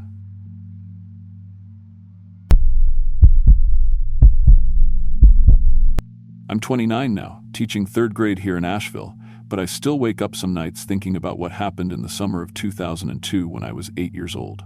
My family used to visit my great-grandmother up in the Smoky Mountains every year, deep in what locals call the dark hollers of western North Carolina. Nana lived alone in a cabin that my great-great-grandfather built in the 1922, way up on Painter's Ridge, where the old Cherokee hunting trails still wind through woods so thick you can walk for miles without seeing sky. The mountain people have words for things that don't have names anywhere else. They call the deep woods the back of beyond. And the things that live there, things that aren't quite animal, aren't quite spirit, they call boogers. Not the silly kid word, but something older, meaner. Something that feeds on human longing and learns to wear the faces of the ones we love most. Nana's cabin sat on 10 acres that backed up against thousands of acres of national forest, connected to the outside world by a single dirt road that washed out every spring and froze solid every winter. No electricity, no running water, no cell towers for 30 miles in any direction. The nearest neighbor was old Ezra Hensley, about a mile down the ridge, and he'd lived there so long he remembered when the last Cherokee families were still hiding in those mountains, passing down warnings about things that shouldn't be disturbed. The cabin itself was built into the side of the mountain, with a root cellar that went back into the hillside and a stone foundation that used rocks older than recorded history. Great-great-grandfather had chosen the spot because of a natural spring, but Nana always said he'd really picked it because it was a thin place, somewhere the veil between worlds wore fragile. She knew things about those mountains that weren't written in any books, knowledge passed down through generations of women who understood that some places demand respect. That summer started different from all the others. Usually Nana would be waiting on her front porch when we pulled up, wearing one of her flower print dresses and the pearl necklace she'd inherited from her own grandmother. She'd hug us like we were the most precious things in creation, then spend the evening catching us up on mountain gossip and teaching me the names of wildflowers I'd forgotten since the summer before. But in 2002, she seemed diminished somehow, smaller, more fragile, like something was slowly draining her essence away. During our first dinner together, she called me Little Flower instead of Mountain Girl, the pet name she'd used for me since I could walk. When I brought her a bouquet of trilliums and bloodroot, she stared at them like she'd never seen wildflowers before, even though she'd taught me to identify those exact species when I was 5. My parents kept exchanging worried glances over my head. Mom's brother Jimmy, who worked as a paramedic down in Bryson City, pulled them aside that first night for whispered conversations about early onset and moving her closer to town. But I could see something in Nana's eyes that wasn't confusion or sickness. It was fear. On the second day, while my parents drove into town for supplies, Nana pulled me aside for one of our private talks. We sat on the porch steps overlooking the hollow, and she gripped my hands with surprising strength.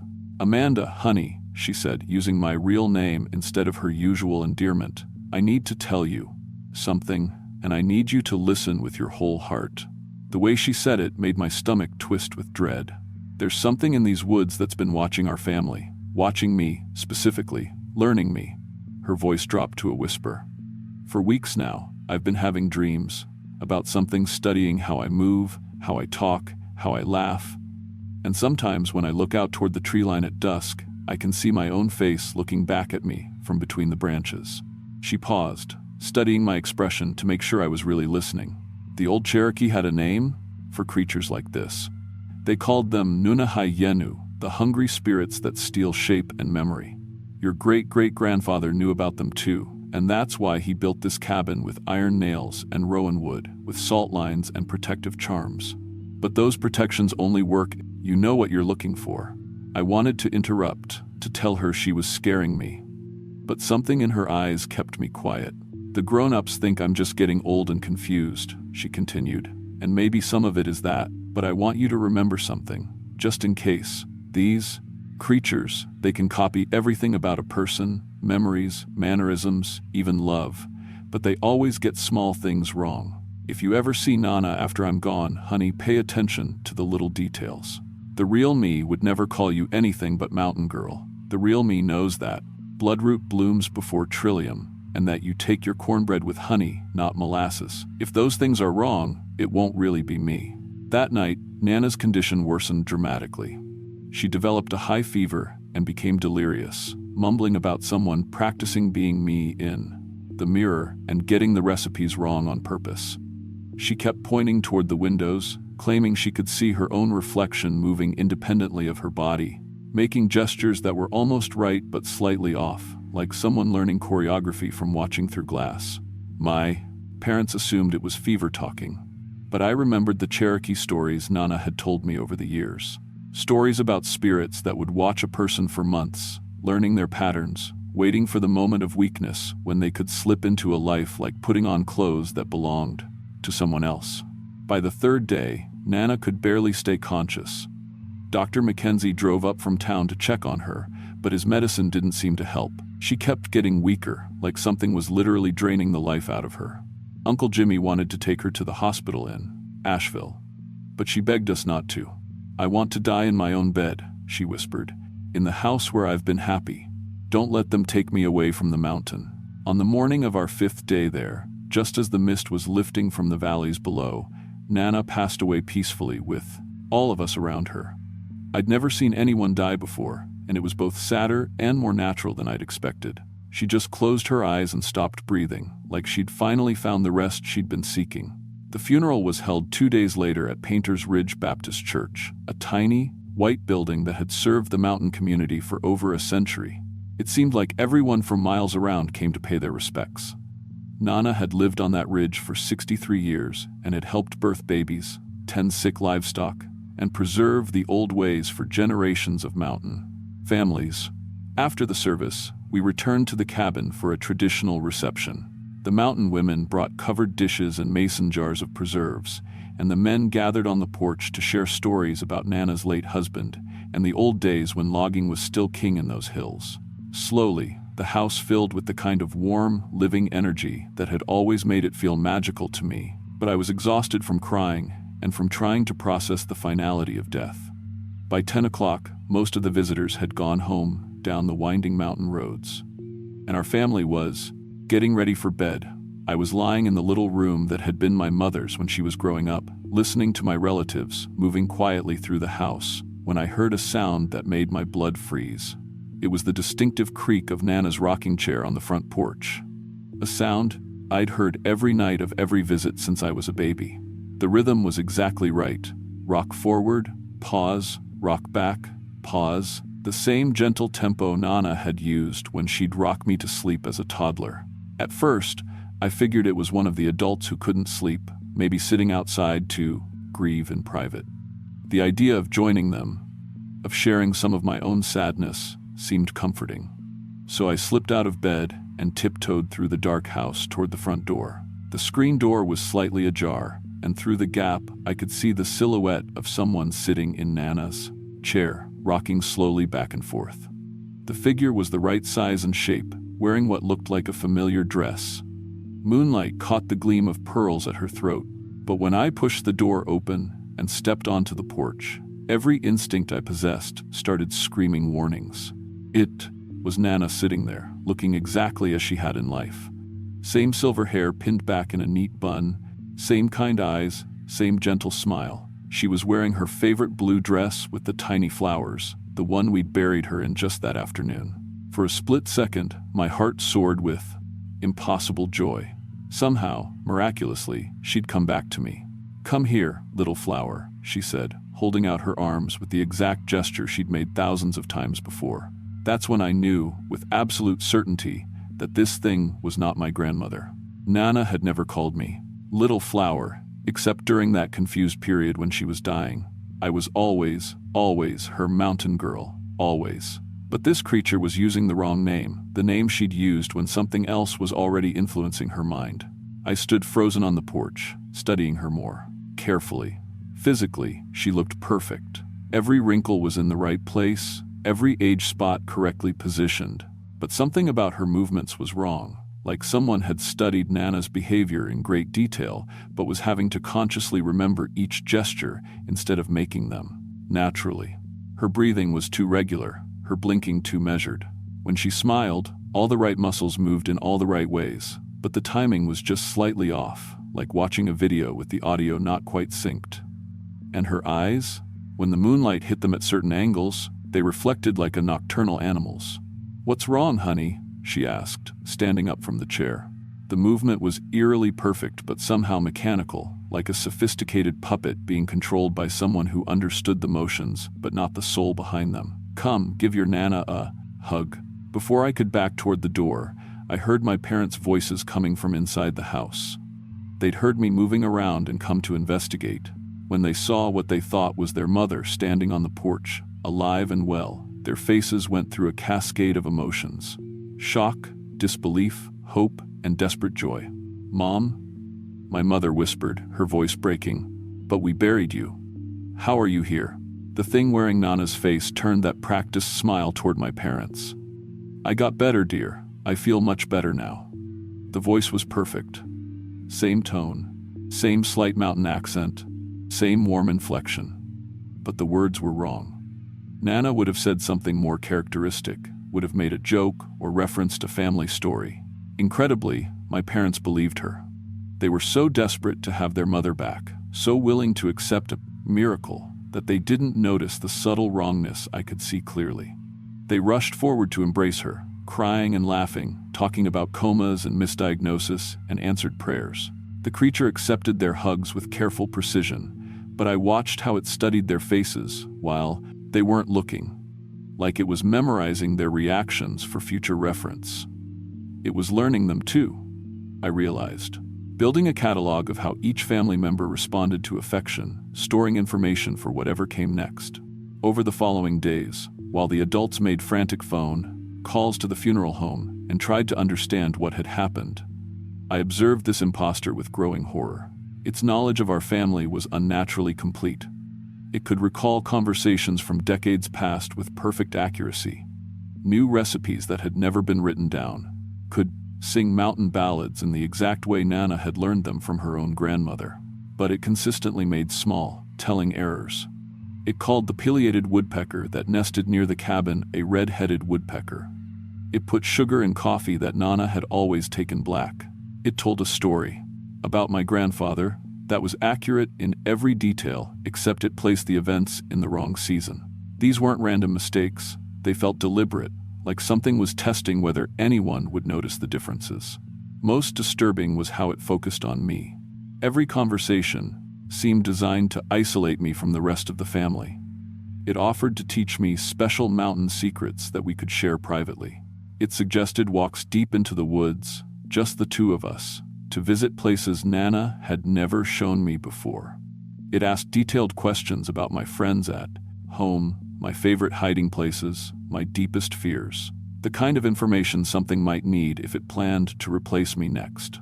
When I tried to explain my concerns to the adults, they dismissed my fears as grief-related trauma.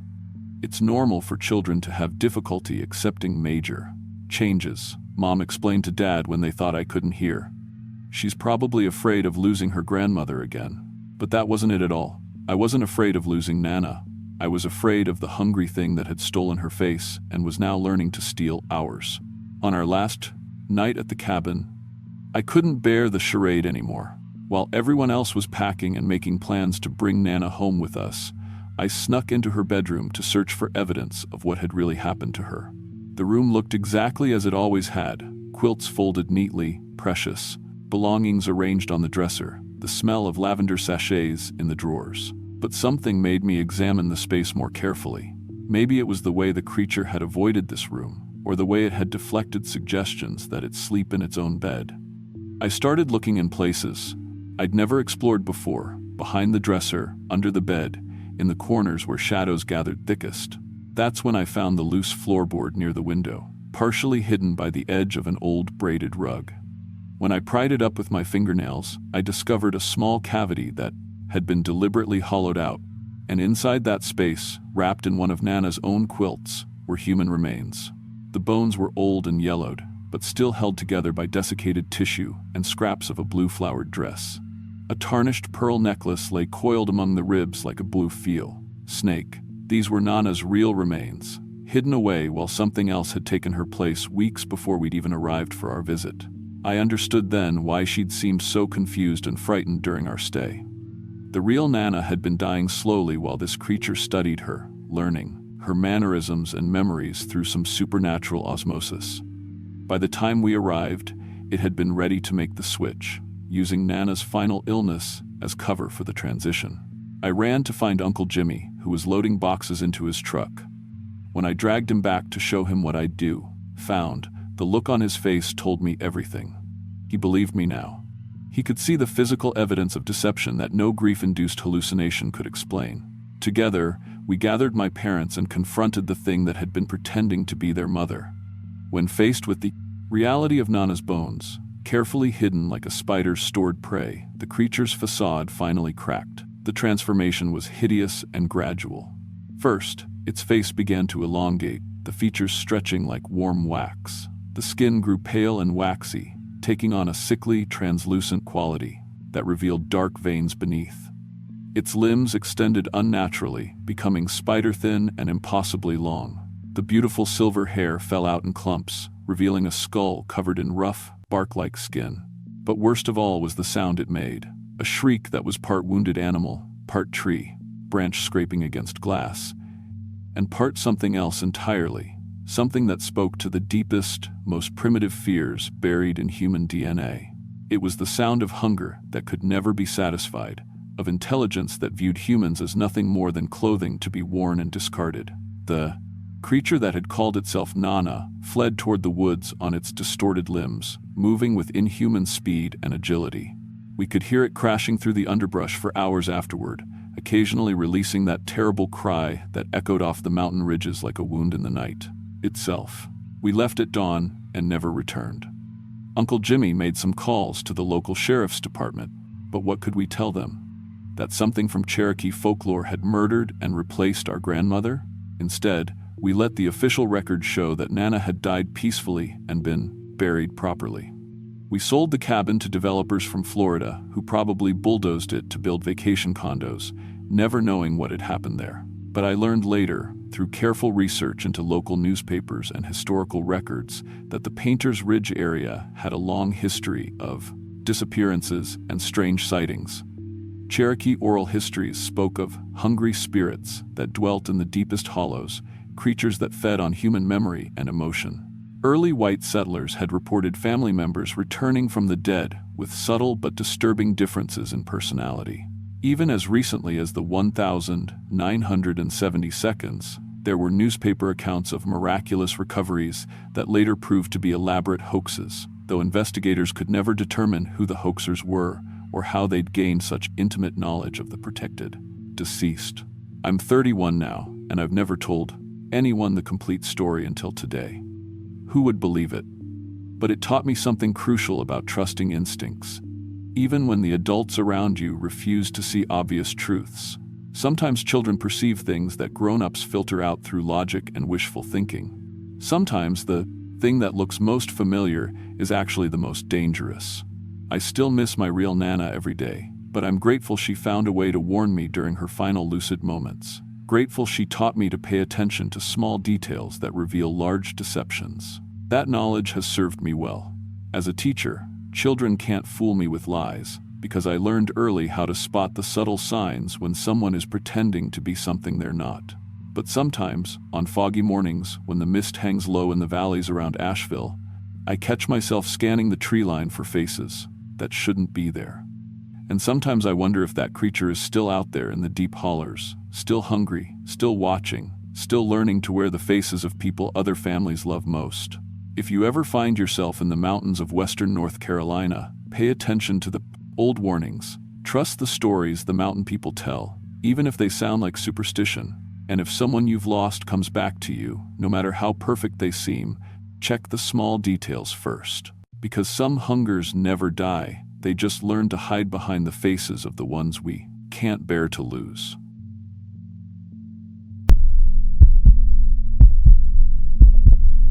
My name is Dolores Stewart, though most folks around here just call me Dolly. I'm 71 now, been living in these Kentucky hills my whole life, and I've got a story that's been eating at me for 60 years.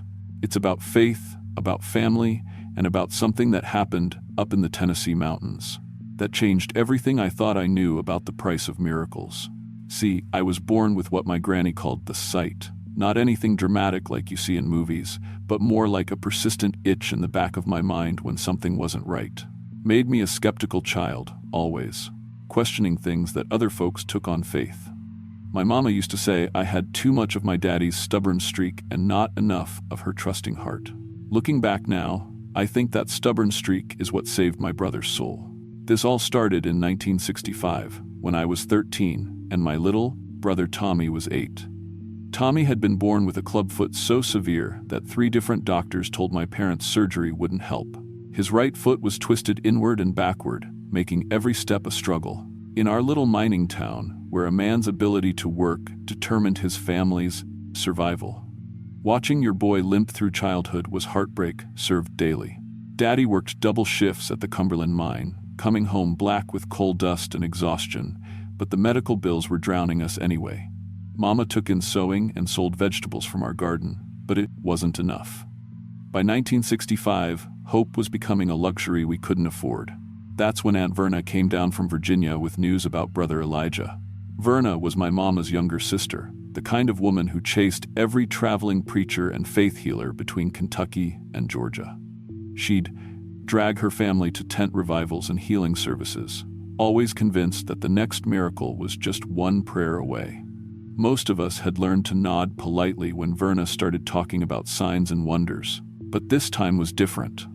This time, Verna wasn't excited or breathless with religious fervor.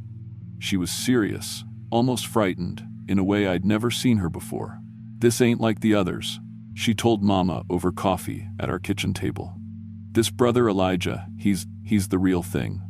I seen him heal a paralyzed woman in Beckley. Watched her stand up and walk, right out of that wheelchair like she'd never been sick a day in her life." "Verna, you know how these things go," Mama said gently. "People get caught up in the moment, think they're healed, but no." Verna's voice was sharp. "I talked to that woman's daughter afterward," said her mama. "Had been paralyzed for 15 years from a car accident. Doctors said the spinal cord was completely severed. But she walked out of there, Lucy. Walked out carrying that wheelchair over her shoulder." The conversation continued, but I was studying Verna's face. She looked older than when I'd last seen her, worn down in a way that had nothing to do with age. And there was something in her eyes. Not doubt, exactly, but a kind of troubled confusion, like she'd seen something wonderful and terrible at the same time. Over the next few days, Mama couldn't stop thinking about what Verna had said. She started asking around, and the stories she heard all pointed to the same thing. Brother Elijah's 3-day revival at Salvation Ridge was drawing desperate families from 6 states. People were taking time off work they couldn't afford to lose, spending money they didn't have, all for a chance at what the advertisements called genuine biblical healing for true believers. Daddy was skeptical, naturally. He'd been raised in a Baptist church where miracles were something you read about in Sunday school, not something that happened to coal miners in Kentucky. But when you're watching your youngest boy struggle every day, when the doctors have given up and your savings are gone, skepticism becomes a luxury you can't maintain. The decision came when Mrs. Henderson from down the hollow stopped by. Her grandson had been born with a withered arm, and she'd heard about families selling everything they owned to get to Salvation Ridge. The desperation in her voice, the way she clutched Mama's hand while talking about it, that's when I first felt that familiar itch in the back of my mind. Something wasn't right about this whole thing, but Daddy had made up his mind. "We've tried everything else," he said. "Doctors, specialists, even took him to that hospital in Louisville.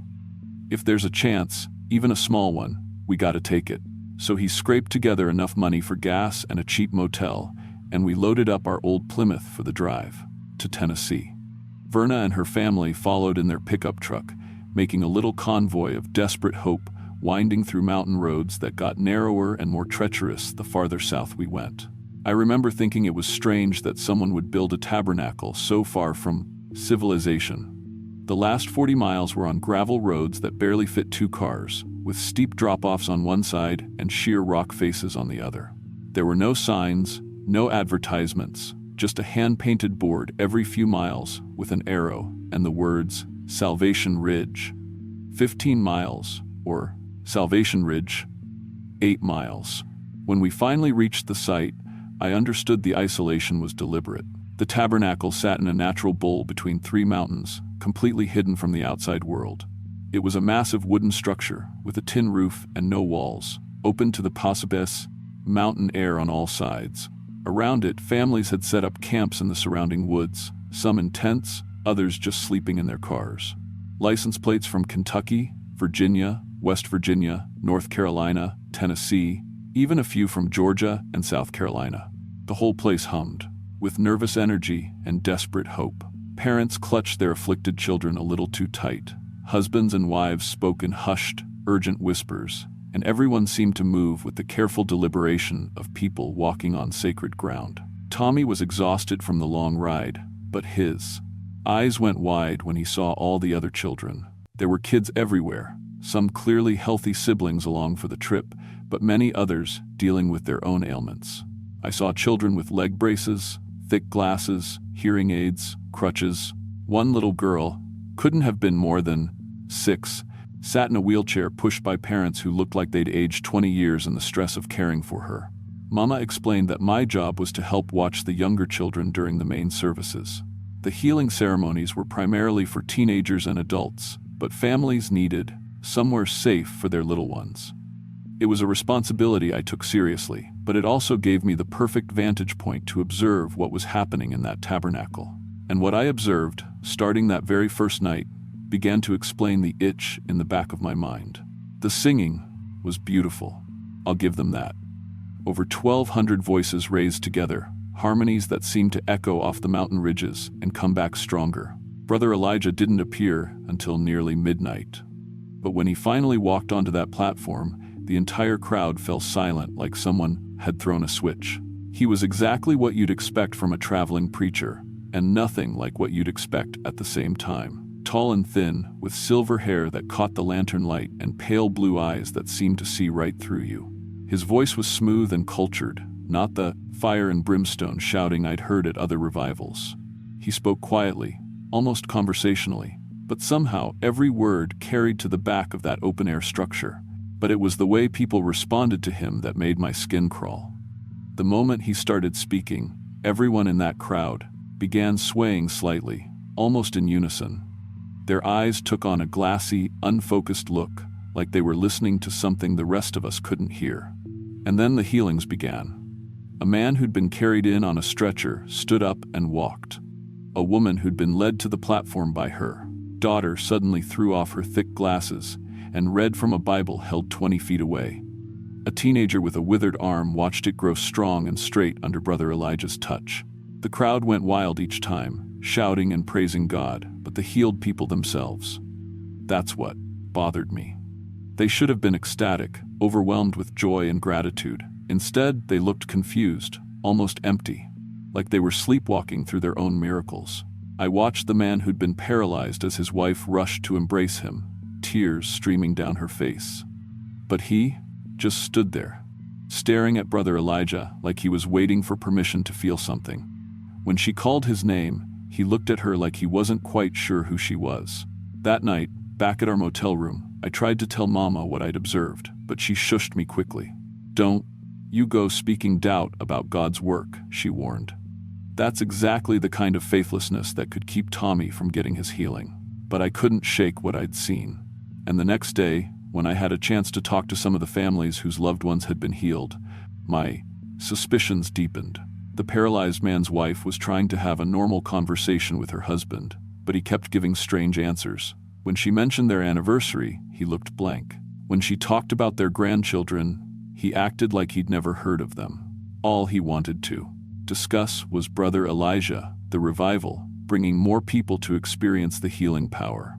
The woman who'd regained her sight was having similar problems. Her daughter kept trying to remind her of shared memories, family vacations, birthday parties, Christmas mornings, but the woman responded to everything with the same vacant smile and religious platitudes about divine healing and spreading the word.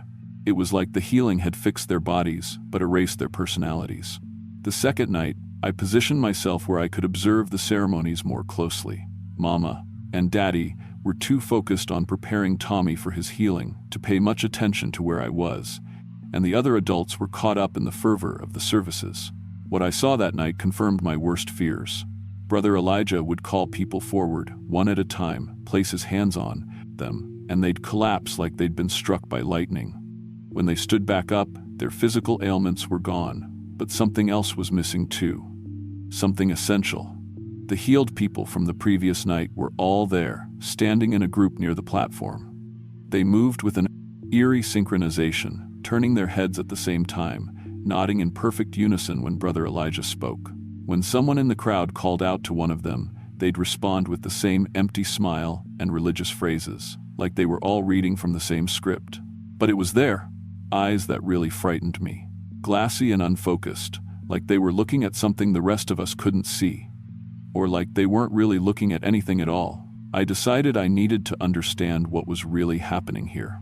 During the day, while the adults attended prayer, sessions and testimony meetings, I explored the area around the tabernacle. That's when I found the entrance to the space beneath the platform. It wasn't exactly hidden, but it wasn't advertised either. A wooden door, built into the hillside, partially concealed by mountain laurel bushes. The door was unlocked, which should have been my first warning, but my curiosity was stronger than my caution. Inside, I found a natural cave that had been expanded and reinforced with timber supports. It ran directly under the tabernacle platform, with several smaller chambers branching off, the main tunnel. And in the largest of these chambers, I discovered Brother Elijah's real operation. He was there with about 40 of his healed followers, and they were The word praying doesn't do justice to what I witnessed. They were chanting in perfect unison, their voices creating a low, hypnotic drone that seemed to vibrate through the rock itself. The words weren't English, maybe not any human language at all, but what I could see happening to Brother Elijah made my blood turn to ice. As they chanted, streams of golden light flowed from each of the healed people into him. Not visible light exactly, I don't think anyone without the sight could have seen it, but energy, life force, the essence of who they had been. With each pulse of energy, Brother Elijah looked younger, stronger, more vital. The healed people, meanwhile, grew paler and more vacant with every passing minute. I understood then that Brother Elijah wasn't healing anyone. He was a parasite, using the promise of healing to lure in victims whose life force he could steal. The physical healings were real, but they were just bait for a trap that cost people their souls. I backed away from that chamber as quietly as I could and ran to find my parents. But they were so caught up in the revival atmosphere that they wouldn't listen to my warnings. When I tried to explain what I'd seen, they accused me of being jealous that Tommy was getting attention while I wasn't. The devil works hardest to create doubt when God's about to work a miracle, Mama said. You need to pray for forgiveness and faith. That evening, the final night of the revival, I made one last desperate attempt to convince them not to take Tommy forward. I begged them to leave, to take him to doctors in Louisville or Lexington, anywhere but that platform. But Daddy's mind was made up. We've come this far, he said. We've spent the money and made the trip. Tommy's going to get his healing tonight, and that's final. So I did the only thing I could think of. When the ceremony began and families started bringing their children forward for healing, I slipped away and crawled back into that cave system. If I couldn't stop what was about to happen to Tommy, at least I could witness it. Maybe find some way to help him afterward. The chamber beneath the platform was packed now with over 60 healed followers, their chanting so intense that dust was falling from the ceiling. Brother Elijah stood in the center of the energy streams, looking like a man in his 30s despite what Verna had told us about his decades of preaching. Then I heard Tommy's name, called. Through cracks in the floorboards above, I watched my parents carry my little brother to the platform. He looked so small and scared up there, his twisted foot making him lean against Daddy's leg for support. Brother Elijah knelt down and placed his hands on Tommy's shoulders, and I felt the energy in the chamber intensified dramatically. Tommy's foot began to straighten, the twisted bones and muscles realigning themselves in ways that defied medical explanation. But I could also see the light in his bright blue eyes starting to dim, that spark of personality that made him uniquely Tommy beginning to fade. No, I whispered, and then louder, no. Brother Elijah's head snapped toward my hiding place, those pale eyes seeming to look right through the floorboards. He gestured to several of his followers, and I heard footsteps heading for the cave entrance. But something else was happening. My shouted protest had broken Tommy's trance, just enough for him to look around in confusion. The healing energy faltered, and in that moment of uncertainty, I saw my real brother looking back at me. "Dolly?" he called out. "Dolly, where are you? Something's wrong." That's when I understood why I had the sight, why I'd always been skeptical of things other people accepted on faith. It wasn't just stubbornness or contrariness. It was protection, a natural immunity to supernatural manipulation that some people are born with. And in that moment, I realized I might be able to extend that protection to Tommy. I burst up through the floorboards in an explosion of splinters and dust, not caring about the shocked gasps from the crowd or the fury in Brother Elijah's eyes. "Leave my brother alone," I screamed, throwing myself between Tommy and the retweet preacher. Brother Elijah grabbed my shoulders, and the moment his hands touched me, I felt something trying to invade my mind. It was like ice water flooding my thoughts, attempting to wash away everything that made me who I was. But I held on to my memories, Tommy's laughter as he chased fireflies in our yard, his off-key singing along to the radio, the way he always got back up when he fell down. I wrapped those memories around my core self like armor. The psychic attack hit that armor and shattered like glass against stone. The feedback was immediate and devastating. Brother Elijah staggered backward as if he'd been physically struck, his youthful appearance aging rapidly as stolen energy drained away from him.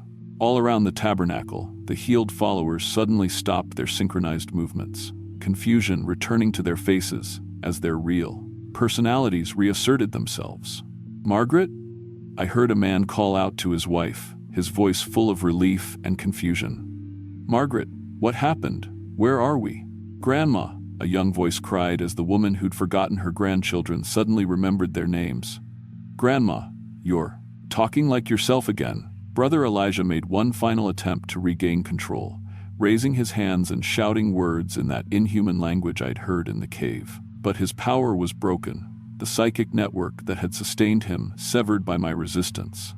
Tommy's foot remained perfectly straight and strong, the physical healing held, but the light returned to his eyes completely as he broke free from the supernatural influence. "Dolly," he cried, wrapping his arms around me. "I could hear you calling me, but I couldn't move." It was like being trapped in a bad dream. Around us, chaos erupted as people began demanding answers, some getting angry as they realized what had been done to them and their loved ones.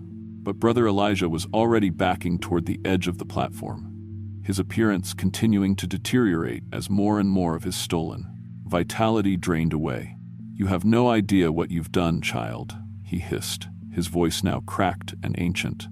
"Do you think this is the only flock? Do you think I haven't built others?" And then he was gone. Not vanished in a puff of smoke like something out of a fairy tale, but moved with inhuman speed into the darkness beyond the lanterns. Some people claimed they saw him dissolve into shadow, others swore he simply ran into the woods. All I know is that when we searched for him, we found nothing but his discarded preacher's coat hanging from a tree branch. The tabernacle burned that night. Lightning strike, the fire department said, when they finally made it up those mountain roads, though the sky had been clear. By dawn, there was nothing left but charred timber and scattered ashes. We drove home the next morning, Tommy walking normally for the first time in his life. He stayed healed, completely and permanently healed, and grew up to be a strong, healthy man who worked construction until his heart gave out at 68. But more importantly, he stayed himself. His sense of humor, his stubborn streak, his love for music and laughter, everything that made him Tommy remained intact. Most of the other families went home and never spoke of what happened at Salvation Ridge. There was an unspoken agreement to be grateful for the healings and forget about the rest. Some, like Verna, developed what she called religious doubts and never set foot in another revival meeting. Others threw themselves even deeper into their faith, as if determined to prove that their experience had been purely divine. But I couldn't forget. I'd seen too much, understood too clearly what Brother Elijah really was and what he'd been trying to do. It took me 2 years to piece together the full scope of his operation. I spent countless hours in libraries, reading old newspapers and tracking down stories about traveling preachers and miraculous healings. What I found convinced me that Brother Elijah, whatever his real name might have been, had been operating for decades, maybe longer. There were reports going back to the 1,920 seconds of similar revivals in remote locations. Always the same pattern: 3 days of services, miraculous healings, and then communities of strangely devoted followers who would work without payment and obey without question. The followers would eventually disappear, spreading out across the country to start new congregations, bringing more victims to subsequent revivals. I found obituaries of people who had attended these revivals and died within months, not from any physical ailment, but from what doctors described as a mysterious wasting condition, like their life force had simply run out.